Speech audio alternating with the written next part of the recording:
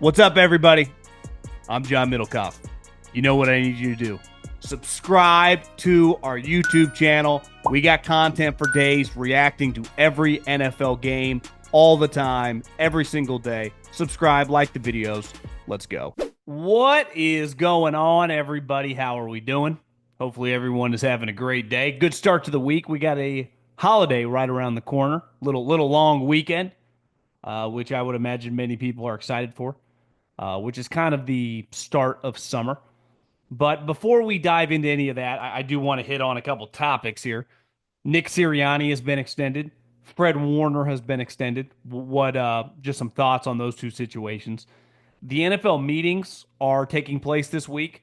I think I said yesterday on the podcast on my reaction to the golf PGA Championship, Scotty Scheffler won, no big deal, his third major, that they were going to be in Florida. Turns out they're not in Florida. I just assumed they would go to somewhere tropical, beautiful, and nice. They're going to Minneapolis. Maybe it's on the rotation for owners' meetings. I don't know, but that's where they're going to be. There is something interesting that has been tabled since obviously the Tush push is going to be the headline. And we'll know a lot about that over the next, I would say, 48 hours, 24 hours, where that stands if it gets banned, which most people think it will. But I don't want to. We've talked enough about it. When we have a resolution, we will opine on it. But there is something in regards to reseeding the playoffs, which I've been talking about for a long time, and most people have thought about. I do want to hit on that. So a lot going on football-wise. Thank God for the NFL not slowing down in mid to late May, because you never know. It could be slow times, but not today. We had a lot of action going on. And before we dive into some football, I got to tell you about my friends, my partners, and the official ticketing app of this podcast, Gametime. And here's the thing. They're the best ticketing app in America. What do you want to do? Do you want to go to a game? Baseball in full swing. I see Juan Soto's making headlines. People are mad that they don't think he cares, that he's just a mercenary. Went to the highest bidder. It's like, yeah, guys, did you see that contract? That being said, who cares? If he hits bombs, that's all that matters. And if you want to go to one of these games, if you're a Mets fan, a Yankees fan, a Dodger fan, you name it, we got you covered. Obviously, basketball and hockey only have a couple series left. We're in the conference finals. And football, we know you have the schedule now. So if you want to go to one of these games, especially a road trip in a city that you haven't been to, we got you covered. Concerts, comedy shows, doesn't get any easier. The venue, the artist, the comedian, just type it in. You'll find it.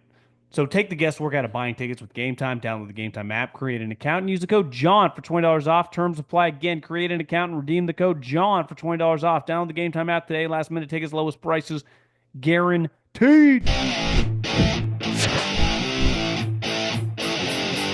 Okay, let's start with the Sirianni extension. And do I need to do a mea culpa and apologize and embrace where I've been as guilty as anyone of just shitting on a guy who now gets a multi-year extension, who's a Super Bowl champion, who has a record that you could argue through his first 4 seasons was better than Jim Harbaugh's first 4 seasons with the 49ers. Sirianni is 48-20, 6-3 in the playoffs with a ring. Harbaugh was 44-19. Now, granted, they're playing more games now than they did back then. But Sirianni's got more wins, and obviously the difference in their resumes is one guy has a Super Bowl and the other guy does not. And I had to spend a lot of time thinking about this. And listen, clearly the Eagles players like the guy, and the team plays really, really hard for him. But once I saw this headline come out, now granted, when the season ended, it was clear like he was in line for an extension. What were they going to do? Like let him walk? Of course, you win a Super Bowl, he was going to get some money. Sounds like a multi-year deal. It's not like they're making him, the coach for life. This doesn't quite feel like a Harbaugh or Tomlin situation. But let's face it, he's been good and he got rewarded today. And the reality is most human beings in any field can't overcome everything, aren't just destined for greatness, destined for success. Most people, including myself, including the majority of people listening to this, need a lot of help. Need people to go into business with, to partner with, to work for that know what they're doing. And when I was thinking about the NFL, like Andy Reid's an outlier. Andy Reid went to Philadelphia when they were a joke. And a couple years later, has them in the NFC Championship, the NFC Championship, the NFC Championship, and they just start winning. Then he goes to Kansas City, who had the number one overall pick. Obviously, what he's done there speaks for itself. Peyton Manning is a good example. He could have gone anywhere. Peyton Manning could have played for me. He could have played for you. He could have played for our mothers. It would not have mattered. He was going to be successful. That's not true about Tom Brady. Tom Brady could not have been drafted anywhere and been a success. Maybe he wouldn't have gotten the opportunity. Maybe he wouldn't have gone to a place that fit him scheme-wise. Maybe he wouldn't have gone to a place that believed in him, because that's typically what happens sometimes with later round picks. They're just kind of afterthoughts. Instead, he got to go to Bill Belichick, and it changed his life. Hell, we just saw it with Brock Purdy. There's a big difference if you're Brock Purdy that getting drafted to a team that either has an established quarterback or a chaotic situation than going to Kyle Shanahan. Couple injuries later, you become his franchise quarterback. And he's an offensive guy. And the team's loaded. And it just kind of works. Most human beings need help. Most of us are very dependent on our situation. Hell, I can speak from experience. I really benefit doing what I'm doing, being associated with and working with, for, partnered with, however you want to put it, with Colin. It changed my life. The amount of people that you never know about or see behind the scenes working on this podcast is long. From audio, video producers to salespeople, we got a lot of people helping me out. And I know a lot of you can relate, like your successes come from working with the right people, getting into business with the right people, marrying the right person. It can change your life for the better. And yeah, does Sirianni benefit from working for an owner that basically has unlimited pocketbooks when it comes to investing in his football team? To working for and with a general manager that I would say is widely considered as the best GM, smartest GM in the National Football League? Did he benefit from going to a team that already had guys like Jason Kelsey, Brandon Graham, Fletcher Cox, Lane Johnson on the roster? Of course he did. But you could say the same thing for Jim Harbaugh. The team was not winning when he got to San Francisco. Guess what? Patrick Willis, Joe Staley, Frank Gore, Vernon Davis, they were already on the team. They just needed some direction. But he did not turn guys like me and you into players.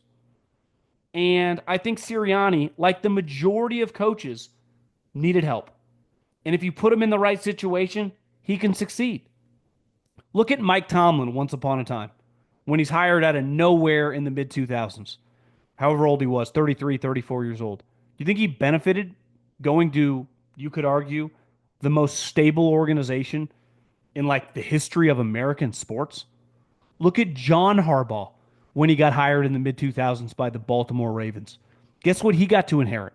I don't know, Ozzie Newsome, who's a Hall of Fame player and should be a Hall of Fame general manager. He also got guys like Ed Reed, Haloti Ngata, and Ray freaking Lewis were already on the roster and established elite players. That helps. Take the Jags job. See how that goes. Most people fail. So when I look at Nick Sirianni, where I got it wrong is I think I overthought it. He's going to a place now that is equipped. You're going to win when you go there. And if you don't have a massive ego and refuse to listen to anyone and think that you've invented football like a coach a couple times ago with the Eagles, you're going to have success. I understand Doug Peterson got run out of town. He also won a fucking Super Bowl.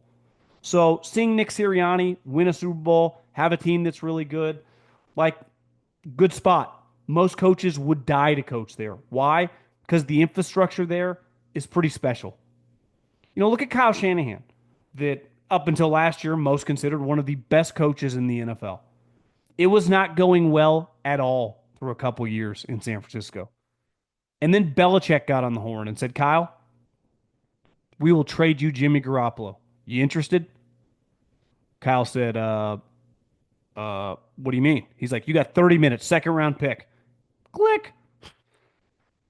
Changed the course of the 49ers. Hell, even the next year, then he tears his ACL, which led to Nick Bosa, meaning they had the number 2 overall pick. Like it was not all sunshine and rainbows. because that was a place where you needed some help, you needed some luck, because there was no infrastructure. It was a joke. And the Eagles clearly are not. And Nick Sirianni has benefited from that, but obviously he brings something to the table. He knows what he's doing. His ability to work with other coaches, like he's not the coordinator, he's just the motivator. And we give a lot of credit to Mike Tomlin, who never loses, or John Harbaugh, or Jim Harbaugh. Like Sirianni's in that world, and he's doing a good job. And you go out, and I get the Chiefs had some offensive line issues, but you beat the living you know what out of them in the playoffs. You know, you deserve your flowers, and obviously you deserve a contract extension. So props to Nick Sirianni. The NBA Finals are almost here, and every play could be one that changes everything. This is the NBA playoffs, where heroes rise, legacies are built, and the action never lets up. With DraftKings Sportsbook, an official sports betting partner of the NBA, you don't just watch the madness, you live it.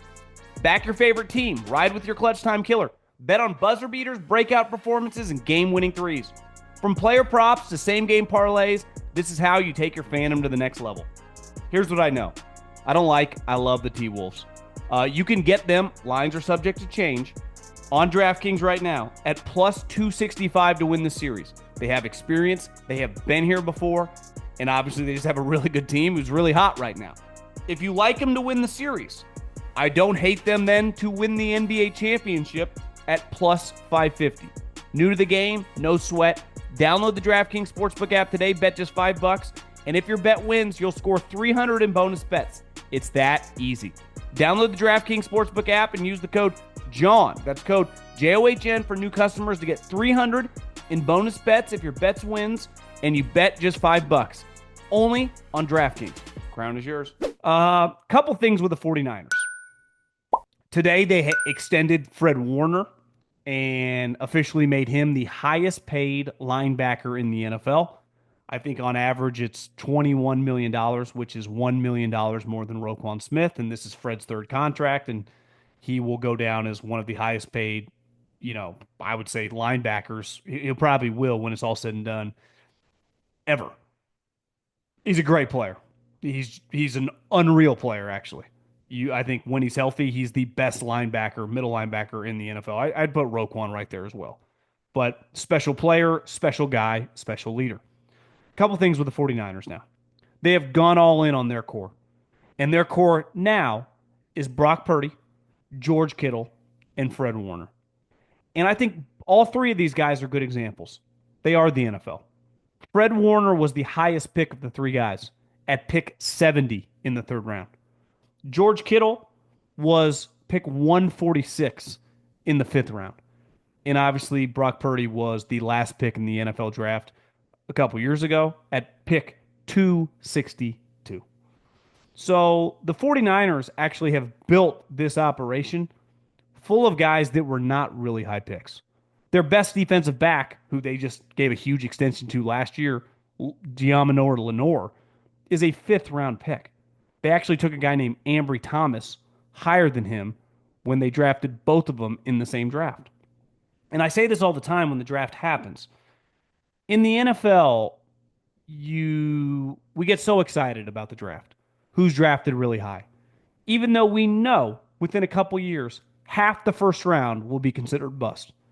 Half the first round will be guys, those teams are not going to pick up their fifth-year option. And some of the guys that have their fifth-year options picked up should not. It's just because they feel loyalty to having used that draft capital on that individual. But the 49ers built this thing on guys that were hungry, smart, and tough. Now, obviously, Fred Warner and George Kittle have elite physical skills. But that's easy to say now. No one was saying that when Fred Warner was coming out of BYU or when George Kittle was coming out of Iowa. And actually, my wife showed me something. She's a diehard 49er fan of this clip when John Lynch a couple weeks ago signed George Kittle. And George walks in and John starts telling this story of, when we really started to notice George? When we were evaluating the quarterback, C.J. Beathard, that Kyle loved. These guys were not superstar players jump off the screen in college. You know why? Because a lot of guys in the NFL that make hundreds of millions of dollars turn out to not be top 10, top 20 picks. It's the ultimate meritocracy, where if you can play, if you're physically and mentally tough, obviously you have to have the physical baseline of certain attributes at certain positions. But every single year we see, oh, what's wrong with their first round pick? I don't know. He got worked by their fourth round pick, and now he's a backup, and that guy's a starter. And within a couple years, that guy will be the highest paid guard, or that guy will be the highest paid corner, or that guy will be the highest paid tight end. Rinse, wash, repeat. And I think the 49ers, their core group, is just a really impressive group of guys. And having seen these guys practice forever, George and Fred, pretty special players. And the one thing is, when you give guys third contracts, you are pretty dependent on, these guys staying healthy. And it's football, anything can happen, but also things change. A couple years ago, the Rams made a huge pivot and they kind of reset. And it looked like they were resetting with a couple guys: Aaron Donald, Matt Stafford, Cooper Kupp. Then all of a sudden, Aaron Donald retires. Cooper Kupp gets old and injured quick. And looking at the team now, Aaron Donald's nowhere to be found. Cooper Kupp's on the Seahawks, and Matt Stafford is basically on a year-to-year basis. So for as big and as excited as we get with most of these contracts, like Brock Purdy's contract is real. He's not going anywhere. But most of these other deals are at most 2 years. So if they produce, if they get old fast, if something changes, they won't be around long. And this is not the NFL. This is definitely, or I mean, the NBA. This is definitely not baseball when you're like, is so and so still on Team X? It's like, yeah, he's on year 7 of that 10-year deal. That's not how this league works. So I have a lot of respect for these guys. And I think the 49ers ultimately just chose two guys. Also, here's the thing: Purdy's contract, because of his position, even though he took a discount, like Brock Purdy took a discount, took $50 million less in total guarantees than Dak Prescott. Last I checked, Brock Purdy has beat Dak Prescott twice. Actually, I guess Jimmy Garoppolo started in one of the playoff games. But regardless, Purdy's had more playoff success than obviously Dak ever had. And you could argue they're very similar players if you are making an argument for Dak. $50 million when I'm signing a year after you is pretty crazy. And then listen, like, this doesn't get talked about a lot in the media, but taxes have to factor in. Making $230 million of the Dallas Cowboys quarterback is a lot more net income than what you would make playing in Santa Clara, California. So Brock Purdy gave the 49ers a huge deal. So when you see him getting a no trade clause, which is something the 49ers have never given out, like, not that shocking. If we're going to do a deal and negotiate anything, like, I got to get a little, you got to get a little. Something I learned a long time ago. If you just fight for everything about you, you are ultimately going to lose out. And you could argue Dak Prescott, like, maybe he should have done this deal years ago. Maybe his team would be a little bit better off. Who knows? Maybe he doesn't care, because he's going to go down when it's all said and done. It's probably, when he retires, one of, if not the highest paid quarterback of all time. And I do think when you look at Brock Purdy, listen, this is always going to be a polarizing contract. But when you can get a guy who has had more success than other guys, like Trevor Lawrence last year, got $200 million in total guarantees. Like I said, Dak Prescott, $230 million in total guarantees. And this guy signs for 180. It's what I call a very, very team-friendly deal. Last but not least, the NFL meetings that are going on this week. We'll have some resolution on the Tush push, I would imagine, in the next day or two. All signs point to people that report on the league and that are around the situation that the Tush push is going to go away. And there was a report today that the Eagles have been like doing what like politicians do, is like calling around and seeing how many votes they got and trying to like get people to flip.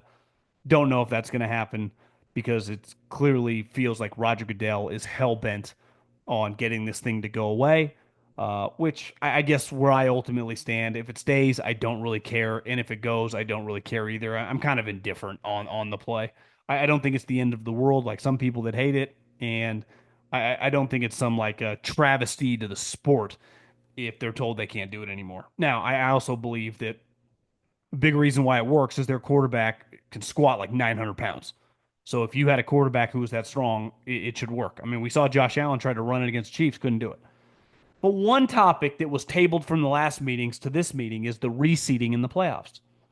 And it's also, I would say, it's a little different than tush push, but very polarizing issue. And when people are polled and anonymous quotes about like, is it fair or not? And I saw Albert Breer wrote in his Monday Morning Quarterback that all schedules are not equal. So if I win 11 games and you win 15 games, well, what if I had the hardest schedule in the league and what if you had the easiest schedule in the league? Or what if I win 9 with the hardest schedule in the league and you win 11 with the easiest schedule in the league and we end up playing in the playoffs and we reseed and I have to go on the road? Yet I'm actually better than you because, or equally as good, but our records are different because we don't play the same schedule. It's what became such a hot topic in college football, right? We're trying to figure out the last 3 or 4 teams in. It's like, well, they're all playing different teams. So it's kind of a guessing game. Like people hate to say, what about the eye test? Well, the eye test has to be factored in when a lot of these teams aren't playing each other. And the last couple spots come down to these 4 teams, and none of them went head to head against each other. It became a complicated subject. And I think here's my overall takeaway. I would have no problem if you win double digit games, meaning 10 or more, and you win your division, you get the home game no matter what. I always had the issue when a team under 500, even to me, a team that goes 9-8, hosts a playoff game. I mean, last year we had the Rams, who went 10-7, hosted the Minnesota Vikings. Now, the game was kicked to Glendale, Arizona because of the fires, but because the Rams won the NFC West, they hosted a team that had just won 14 games. And at one point in time, the week before, was 60 minutes away from being a 15-win team and had been start to finish one of the best teams in the NFL. I would have no problem, regardless of reseeding, if the Rams would fall into the category of they've won double digit games, they won their division, and boom, they host. But I could also see the argument of like, I looked at the Rams' point differential from last year, it was like minus 20. The Minnesota Vikings were like plus 100. So you could just watch it, factor in the eye test. The Vikings had the better season. But like, it's football. It's a one game situation, a lot like the NCAA tournament. Weird shit happens. And you could argue playing on the road or playing, it's like, what are we really arguing over? But I am a huge believer that if you go under 500, under no circumstances should you host a playoff game. I would have no problem if they did some sort of you have to hit a certain threshold. Now, I doubt they would do that. They're either going to reseed or they're not. They're not going to put stipulations on like, well, if you go 10-7, I'm just saying what I would do because that would be pretty crazy. They would never reseeded, then all of a sudden they're reseeding with parameters based on records. But I would imagine that Roger Goodell wants to do this and wants to do this badly because all he cares about is the television project, the television product. I don't even know what just came out of my mouth there, but the television product and getting the best teams in the best environments. And he'll do anything and he will stop at no cost. I mean, we've seen what he's done with these international games. We've seen what he's done with these holiday games. I would guess as we sit here right now, even if this thing doesn't pass right this upcoming season, that we will have a reseed in the playoffs within the next couple years.